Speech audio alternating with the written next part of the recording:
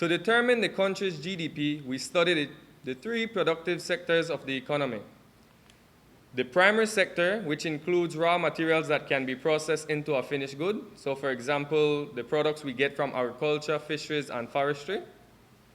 We have the secondary sector, which takes these raw materials produced by the primary sector and process them into manufactured goods. So for example, from sugarcane, we process sugar, soft drinks, and from citrus, we have like orange concentrate.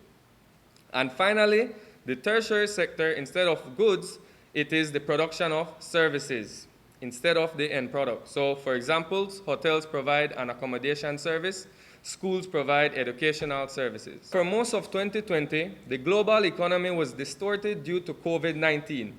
In Belize, we had 4 quarters of decreased production up to the first quarter of this year.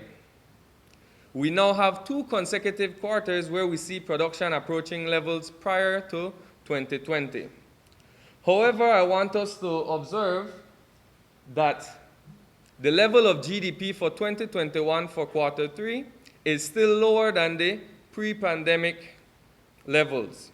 Right? So that's the emphasis, that even though we see an increase of 15.2%, the level is still not where it was before we were hit with the restrictions from COVID-19. We can now look at how each sector contributed to this 15.2% growth. The tertiary sector continues to have the highest contribution, accounting for more than half of GDP growth for the third quarter, even when it was affected by COVID-19 during the 2020 to 2021 years. It has a total value added of $390.3 million out of the $649.7 million that I stated earlier, which is approximately 60.1% of the GDP.